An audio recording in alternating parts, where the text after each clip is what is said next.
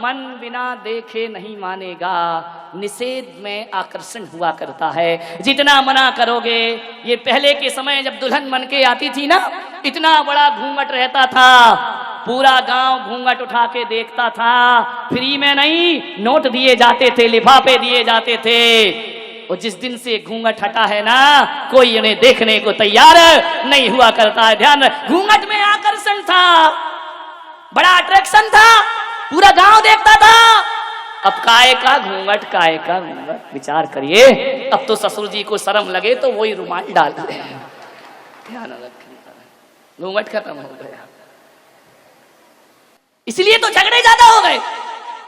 पहले दिन दिन भर पत्नी का मुंह देखने नहीं मिलता था, इसलिए शाम को बड़ा प्यार आता था। अब तो दिन भर ही शकल देख देख के हैरान हो गए। मान्यवर, इसलिए तलाक की तैयारियां जल्दी हो जाती है, शादी हो नहीं पाती है, सगाई होती है, मोबाइल का बिल बढ़ने लगता है। इन छोरों का देखो तो 1-1, 2-2 बजे रात तक लगे रहते हैं। अरे सारा प्यार मोबाइल में ही कर लोगे तो शादी के बाद क्या तलाक के पेपर लेके बैठोगे? विचार करिए। निषेध में आकर्षण, ध्यान रखना, निषेध रखिए। प्रेम को बढ़ाना है तो विरह बहुत जरूरी है, और मन को समझाना है तो मन की कहीं पर मत चलो। मन बस में होता है संयम की चाबुक से, ध्यान रखिए। महावीर ने कहा है, मन को बस में करने के लिए संतुष्टि का भाव होना बहुत जरूरी है। मंदिर जाओ और शिकायत से भरे, दादाजी के प्रति शिकायत से भरे, माँ बाप के प्रति शिकायत से भरे, बहू सास के प्रति शिकायत से भरी है। एक बात बताओ, शिकायत वाला मन कब शांति का अनुभव करता है?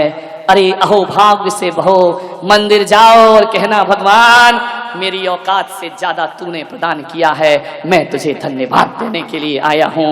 आप संत चरण में जाओ, शिकायत से मत भरिए, ऐसा सोचिए कि मेरे जीवन का पुण्य उदय है जो संतों का आशीर्वाद मुझे प्राप्त। अहोभाव से भरिए, धन्यवाद से भरिए। जितना अहोभाव आएगा उतनी मन में शांति आएगी, और जितनी अभावों पर दृष्टि रहेगी, जितनी शिकायतों पर दृष्टि रहेगी, मन अशांत होता चला जाएगा। सौभाग्य मानिए, जो भी मिला है किस्मत मानो अपनी। हकीकत में देखो, अपने वर्तमान के कर्म देखो तो ऐसा लगता है कि जो भी मिला है इस जन्म के कर्मों से तो नहीं मिला, पिछले जन्म में कुछ किया होगा जो मुझे ऐसा सब कुछ प्राप्त। सौभाग्यशाली मानिए अपने को, धन्यवाद दीजिए परमात्मा को, अपने आप को मानिए। शिकायत से भरोगे तो कुछ ना मिलेगा।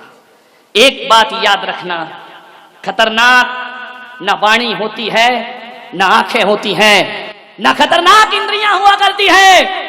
खतरनाक यदि कोई होता है तो मन हुआ करता है। मन आंखों को भी खतरनाक करता है, मन जुबान को भी खतरनाक करता है। मन तो वो है, ध्यान रखना, तुम्हारे घर में एक स्विच बोर्ड होता है और एक मेन स्विच होता है। ये इंद्रियां स्विच हुआ करती हैं और मन मेन स्विच हुआ करता है। मन का मेन स्विच गिरा दो, इंद्रियों के स्विच अपने आप बंद हो जाया करते हैं, उन्हें बंद करने की कोई जरूरत नहीं। मन का मेन स्विच गिराइए, सारे उपद्रव मन के द्वारा होते हैं। मान्यवर, मन, एक बात याद रखना, दूध को लीटर से नापा जाता है और कपड़े को मीटर से नापा जाता है। एक बात बताओ, मन को नापने का कौन सा तराजू तुम्हारे पास है? मन के नापने का कोई तराजू नहीं है। कभी आकाश की ऊंचाइयों में जाता है ये मन, और कभी खंबात की खाड़ी में गिर जाता है ये मन। ध्यान रखना, ये मन बड़ा नादान, जितना इसे मनाओ उतना मचलता है, उतना दूर भागता है। एक बात याद रखिए, सम्राट सिकंदर जब भारत को जीतने के लिए आए, विश्व विजेता बनने का ख्वाब लेकर जी रहा है। किसी व्यक्ति ने यूनान से आते समय कहा कि सम्राट, भारत जा रहे हो, क्या लेकर आओगे? सम्राट ने कहा, भारत सोने की चिड़िया है, वो सारे सोना भारत से लेकर मैं यूनान में आ जाऊंगा, भारत को लूट कर लाऊंगा। किसी वृद्ध ने कहा कि सम्राट, भारत से केवल सोना लेकर मत आना, भारत जा रहे हो तो दुनिया के सभी देशों के पास सोने चांदी मिल जाएंगे, भारत से तो वहां का अध्यात्म लेकर के आना, क्योंकि जो अध्यात्म भारत के पास है वो दुनिया में किसी के पास नहीं हुआ करता है। सम्राट आया, भारत को लूटा और लौटते समय उसने अपने एक सैनिक से कहा कि मुझे उस व्यक्ति की एक बात याद है कि भारत का अध्यात्म हमें लेकर चलना है। जंगल से घोड़ों पर गुजर रहा था, एक झरने के नीचे दिगंबर मुनि विश्राम कर रहे हैं। सैनिक पहुंचा, नग्न दिगंबर काया, हाथ का सिरहाना, धरती बिछाना, आकाश ओढ़ना। उसने जाकर के कहा, संत जी सम्राट बुलाते हैं तुम्हें। संत ने कहा, कौन सम्राट? अरे सम्राट सिकंदर, विश्व विजेता सिकंदर। अरे संत ने कहा, मैं किसी सिकंदर को नहीं जानता। बोले, अरे सारी दुनिया उसे जानती है और तुम नहीं जानते हो। बोले, मैं नहीं जानता किसी सिकंदर को। अरे बोले, वो सम्राटों का सम्राट है। अरे बोले, होगा, मेरे किस काम का? अरे बोले, तुम्हें अपनी जिंदगी से प्रेम नहीं है, किस जिंदगी की बात करते हो? हम जिंदगी से प्यार नहीं, हम आत्मा और परमात्मा से प्यार करने वाले लोग हैं, और यदि आत्मा और परमात्मा के लिए ये जिंदगी छोड़ना पड़े तो भारत का संत उसके लिए तैयार हुआ करता है। एक बात याद रखना, जाओ सम्राट से कहना, हम लोग शरीर छोड़ सकते हैं मगर सिद्धांत नहीं छोड़ सकते हैं, हम उस देश के रहने वाले लोग हैं। बोले, सम्राट आपको बुलाते हैं। संत ने कहा, बड़े बड़े सम्राट हमारे चरणों में आते हैं, हमें कोई सम्राट बुलाए इतनी ताकत किसी में। बोले, तलवार से सर अलग कर दिया जाएगा। बोले, इसकी परवाह कब है मुझे? जाओ तुम्हारे सम्राट को बोलना, भारत का संत तुम्हें आदेश करता है, उसे जरूरत है तो वो मेरे पास आए। हमारी भारत की परंपरा है कि प्यासा कुएं के पास जाता है, कुआं कभी प्यासे के पास नहीं जाया करता है। सम्राट सिकंदर के कान में शब्द पड़े, घोड़े पर बैठकर आए, रकाब पर पैर रखा हुआ है। सम्राट ने उस संत को देखा, कल्याण मुनि उस संत का नाम था। सम्राट ने कहा, है भारत के संत, मुझे देख, पूरी दुनिया जीती है मैंने। संत ने कहा, ओ भिखारी, तूने दुनिया जीती है, मुझे देख, खुद को जीता है मैंने। ध्यान रखिए, हमारे यहां वो विश्व विजेता नहीं होते जो दुनिया जीतते हैं, हमारे यहां वो विजेता होते हैं जो अपने मन को जीता करते हैं। बोले, चलो हमारे साथ।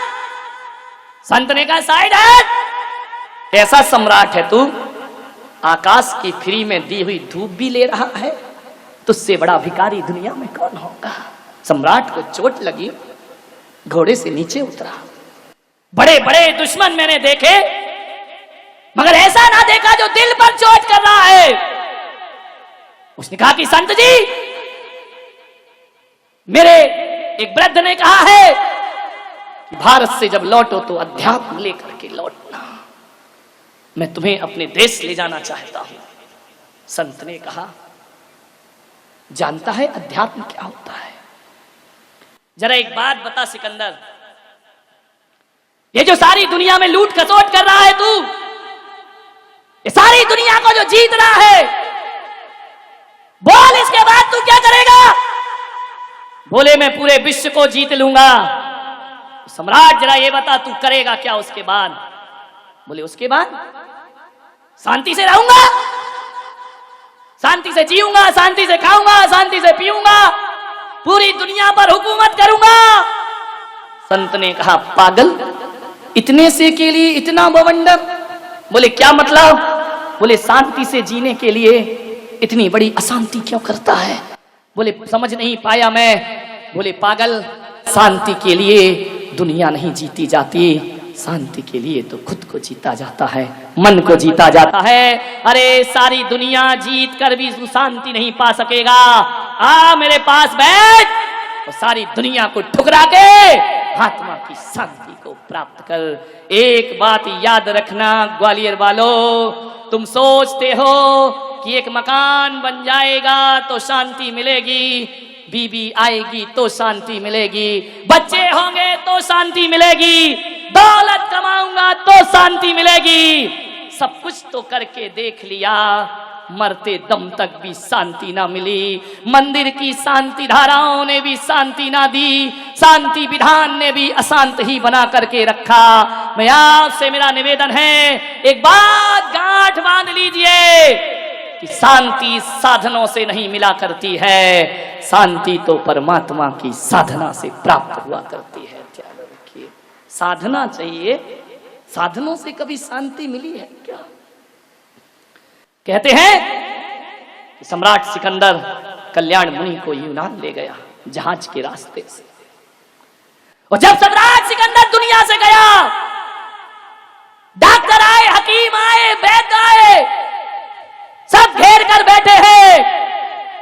सम्राट सिकंदर से कल्याण मुनि ने कहा कि सिकंदर, अब तुम्हारे जीवन का समय खत्म हो चुका है। संत जी, एक दिन का जीवन दे दो। कल्याण मुनि ने कहा, हम कुछ नहीं कर सकते, इन हकीमों से कहो, हकीम जी एक दिन का जीवन दे दो मुझे, भीख मांग रहा है विश्व विजेता अपनी जिंदगी की, क्या मिलता है दौलत से, साधनों से, जिंदगी को तरस रही है एक आत्मा, मुझे एक दिन का जीवन दो, मैं तुम्हें आधा राज्य दे दूंगा।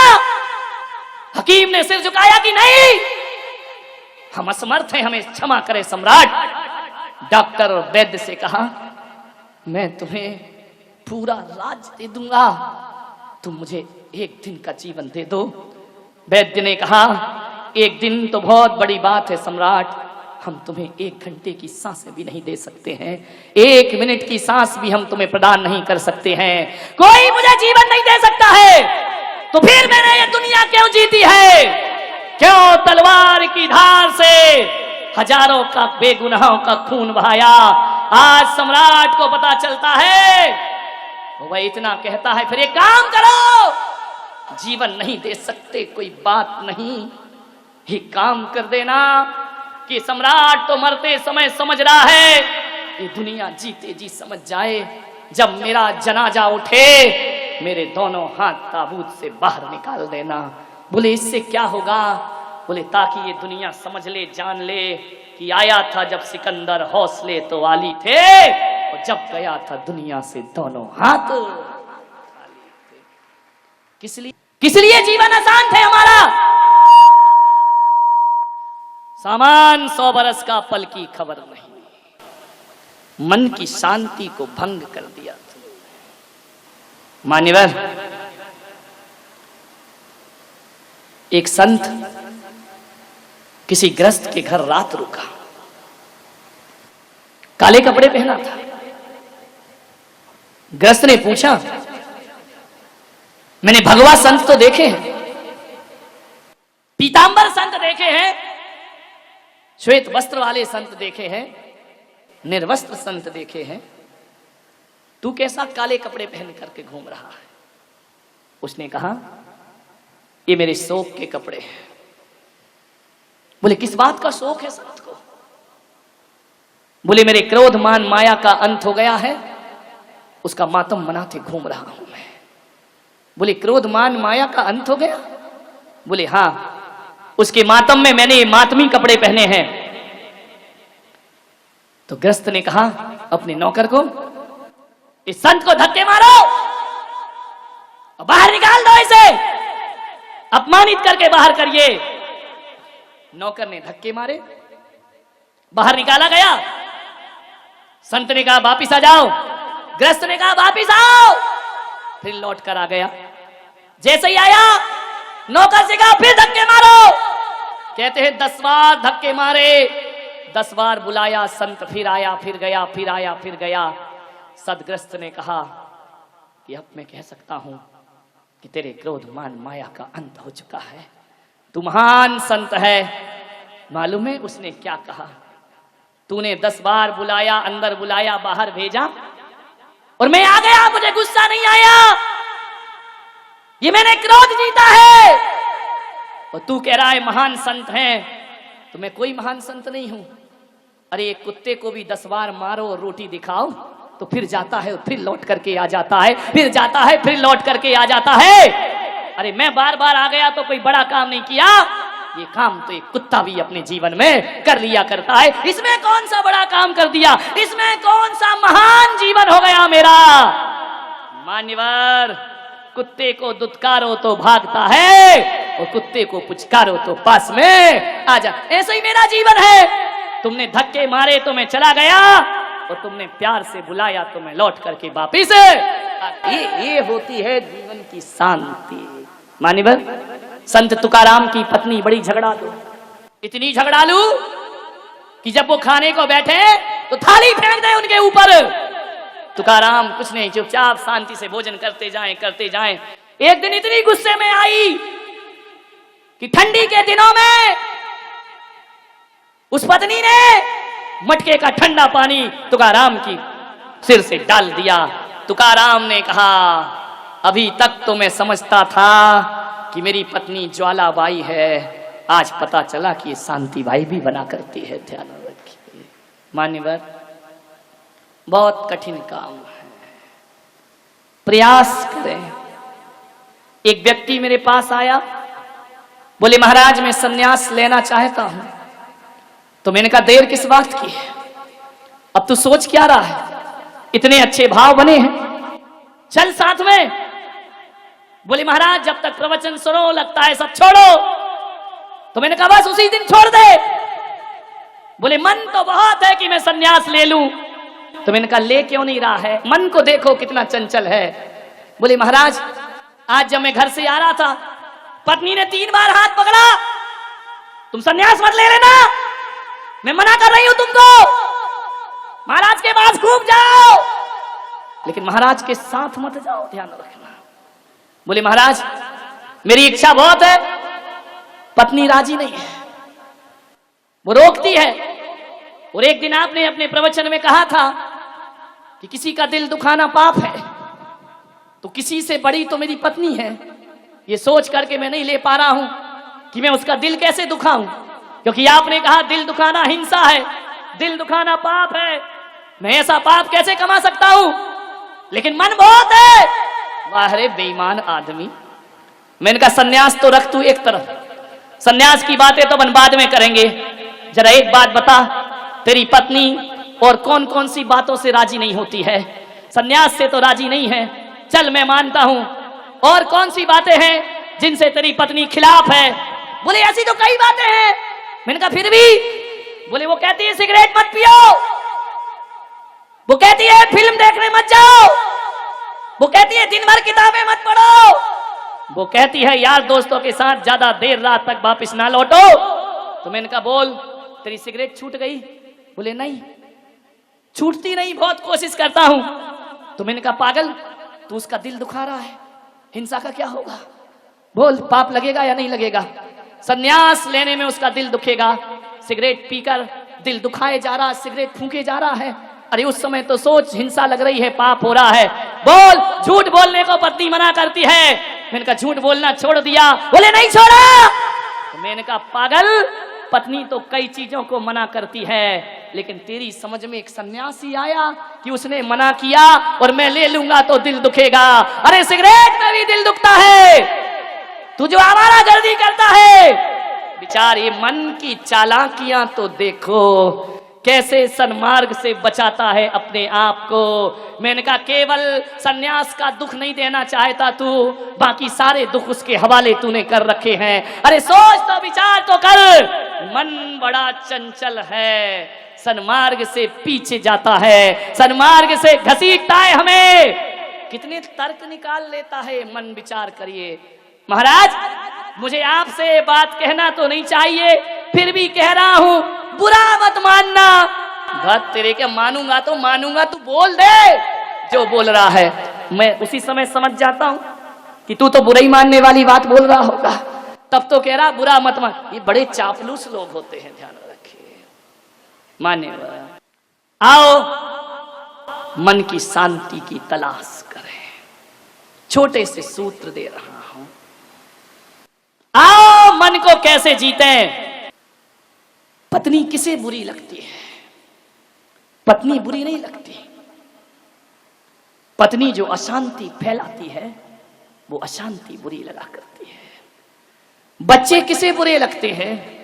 बच्चे किसी को बुरे नहीं लगते। बच्चे को तो जानवर भी प्यार करता है, लेकिन जो अशांति फैलती है मन को, अशांत पत्नी सबको बुरी लगती है, अशांत पति सबको बुरा लगता है, अशांत बच्चे सबको बुरा लगते हैं, अशांत मित्र सबको बुरे लगते हैं।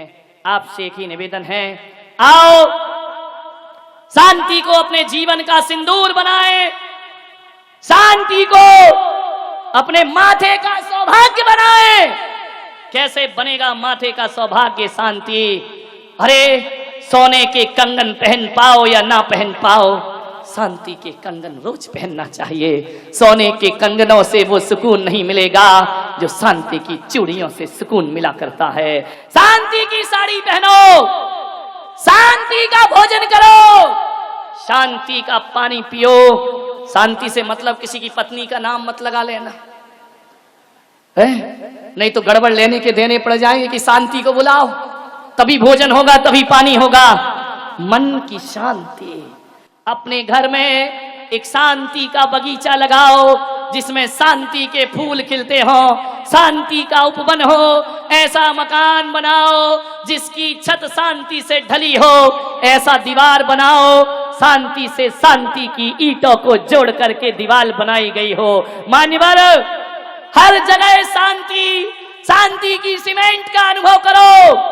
आंख बंद करके बैठने से शांति नहीं मिलती है। शांति अकेला पानी मत पियो, उसमें शांति की टॉनिक भी पीने का आप प्रयास करिए। अकेला भोजन मत करिए, उसमें शांति के ग्रास भी बनाने का प्रयास करिए। मान्यवर, हर जगह सुबह से शाम तक जब बोलो तो शांति से बोलो, सोचो तो शांति से सोचो, गाओ तो शांति से गाओ, चलो तो शांति से चलो, बैठो तो शांति से बैठो, सो तो शांति से सो। पलकें बंद करो तो इतनी जबरदस्त बंद मत करिए, ऐसे बंद करो जैसे खिड़की के पर्दे गिराए जाते हैं। वह नींद तुम्हारी थकान उतार देगी। ये होश पूर्वक सोना है, वो जहां खर्राटे आने लगे तो बेहोश पूर्वक सोना है। ध्यान रखिए, बेहोशी की नींद से थकान नहीं उतरती, प्रज्ञा नींद में सोइए। ध्यान रखिए, योग निद्रा जिसे कहा जाता है।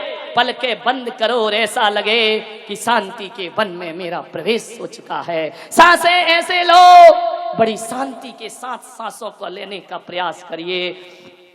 सुबह से शाम तक, उठते बैठते तक शांति के लिए कोई शांति मंत्र जपने की जरूरत नहीं। चप्पल भी पहनो तो शांति से पहनना, कपड़े भी पहनो तो शांति से पहनना, ग्राहक से बात करो तो बड़ी शांति से बात करो। जो व्यक्ति सुबह से शाम ये शांति की साधना कर लेता है, मैं कहता हूँ वो घर में बैठकर ही शांति नाथ हो जाया करता है। वह तीर्थंकर जैसी शांति का अनुभव। शांति तो रखो थोड़ा सा, मरने के बाद शांत हुए तो क्या खाक शांत हुए। जीते जी शांत होते हैं वो संत हो जाते हैं, मरने के बाद जो शांत होते हैं वो मजबूरी हुआ करती है। ध्यान रखना है, वो तो मजबूरी है, वरना मुर्दा भी शांत नहीं बैठे। ध्यान रखना, ये शांति की साधना, कोई त्याग नहीं करना है, कोई तपस्या नहीं करना है, कोई माला नहीं फेरना आपको, कोई वैराग्य नहीं लेना आपको। 24 घंटे शांति का अनुभव करिए। मान्यवर, समय की कीमत समझिए, बहुत शांति मिलेगी। शांति पाना है, घर को स्वच्छ रखो। जितना घर गंदा होगा, जितने घर में गंदगी होगी, कचरा फैला रहेगा, मन अशांत रहेगा। इसे महावीर ने कहा क्षेत्र की शांति। समय से 5 मिनट पहले करोगे, ये है समय की शांति। ध्यान रखिए, हर काम बड़ी शांति से करोगे, ये है मन की शांति। ध्यान रखना है, आपको जीवन में शांति प्राप्त करना है। समय से पहले काम होना चाहिए, साफ सुथरा घर रखिए। एक बात याद रखें, शांति से जीने और बोलने का प्रयास करें।